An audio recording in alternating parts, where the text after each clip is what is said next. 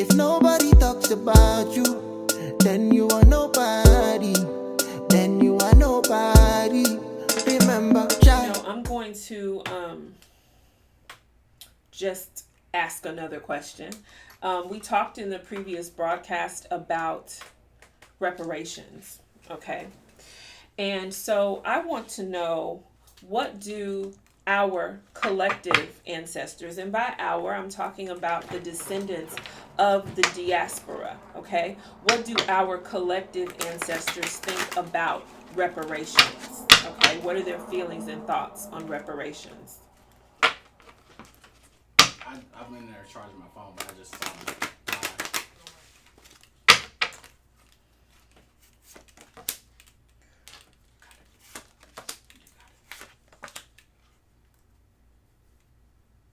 Okay, so we have the mothers coming through. And the first card that they give me is the vampire card. So the mothers are urging us to not let this be a drain on our energy, okay? They're saying don't be distracted by this. Don't let this keep you up at night. And what I'm also hearing is they're saying that it's handled. That if you guys just tap into the ancestral energy, if you tap into your ancestral bank accounts, you are wealthier than you could ever imagine. You don't need to spend time wondering and waiting and fighting for someone to give you something that's already yours. They already have it waiting for you. And I know that to be true because the next card I have is the card for the big spender. So they're saying that there's no limit to what they will give you. Don't let the thought of reparations keep you up at night, because they will give you whatever you want. And this is, again, the mother speaking. Okay, so the answer to this question is, what do the ancestors think about reparations? They think that you shouldn't worry about it. They think that they have you covered. They think that you need to tap into your ancestral treasury and you will have everything that you need. I hope you guys understand that. Okay, I'm going to throw the bones and see.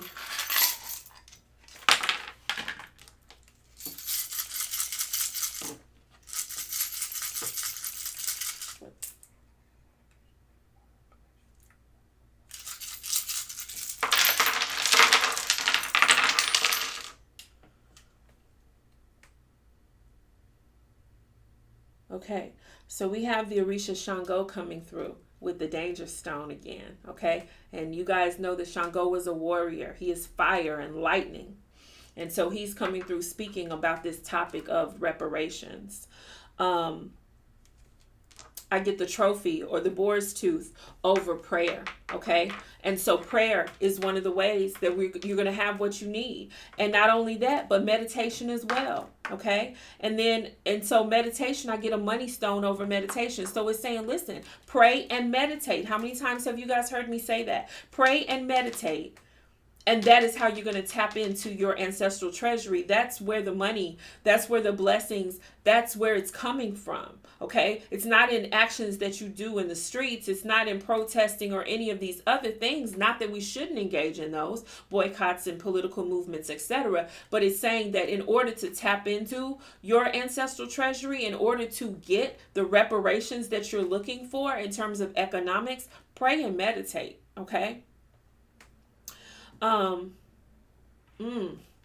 get the quarter over the house, okay? So this is talking about where you live, where we live. This is saying that it's expensive to live here. It's costly to live here. They're saying that our resources might be better spent in a different place. It might be better for us to pool our resources together or to do alternative,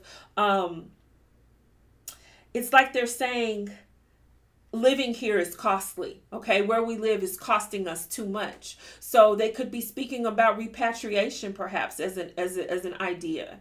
They could even be talking about collective economics and living together. But they're saying the way we live, where we live is costly to us. That is definitely true because I have a button over poverty. So it's saying that we are buttoned up we're bound to poverty under this current situation. Okay, under the current situation, I'm seeing that women need to be more creative. Okay, it's the women who are going to help us find a way out of this. We have the mothers that came through the cards, and now they're speaking to us again. And this probably has everything to do with the way we're raising our children as well. I get karma indicated here with a dime. So again, this is talking about money. This is making small or incremental investments, okay? And so they're saying that we're not getting much back because we haven't put much in. We don't practice collective economics. We don't circulate and recirculate money in our communities. We're spending our money outside of our communities. We're sending it away from us. And so we're getting very little back. Okay, so this reading has everything to do with group economics, you guys. We get the money stone over the crown chakra. So this is saying that if we are enlightened and illuminated, and our third eye and our crown chakra are open, okay, and we're living in an elevated and illuminated state, all of this will be clear. And not only would it be clear, but it would also pay off for us because they're giving me the money stone over the crown chakra.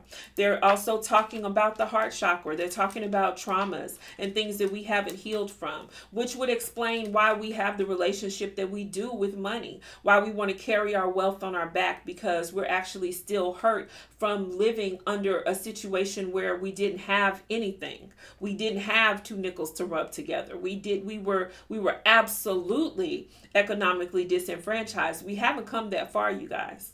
We haven't come that far. Then I get the skeleton over fear and anxiety, okay? And so this is saying, that we're actually afraid to make changes. We're actually afraid to make changes. I'm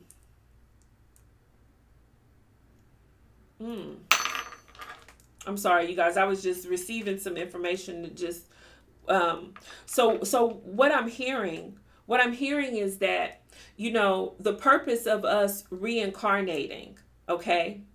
And because this is linked to the previous throw that I did, the purpose of us as descendants of the diaspora reincarnating and the relationship that has to reparations has everything to do with tapping into the ancestral treasury. Okay, we are still in a place where, as descendants of the diaspora, we're looking for the same people who put us in bondage, the same people who have mistreated and mishandled us. We're now looking for them to save us yet again. Okay, the whole purpose, they're telling me, with this skull for us to come is to come back and do things for ourselves, to be self-reliant. And it's fear that we have of our dead. It's fear that we have surrounding our ancestors that keep us from tapping in. But understand that that's part of the greater plan, right? That's still a remnant of slavery. Economic slavery now, if not chattel slavery and physical slavery or physical bondage, okay? And so our purpose for getting this information, the reason you are here at this appointed time right now hearing this reading is so that you can know that nobody's going to give you anything except your ancestors. And they can't wait to do it. They want you to pray. They want you to meditate. They want you to tap in, and they want you to not be afraid of them. Okay? I get the anchor over betrayal. So to me, this is talking about the black dollar. This is talking about how we treat each other. This is talking about the whole crab in a barrel mentality, what keeps us from thriving financially, okay?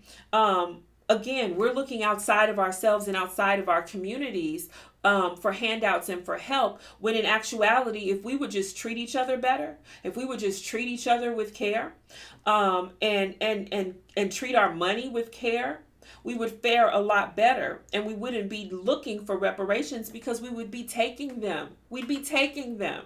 You guys understand that?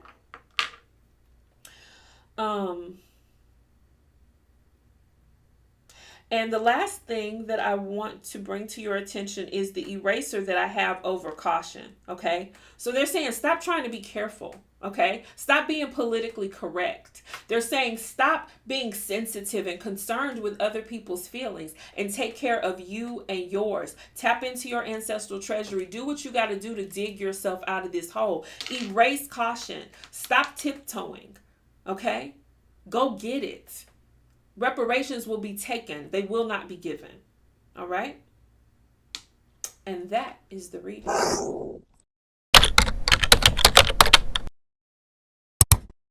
Nobody talks about you, then you are nobody.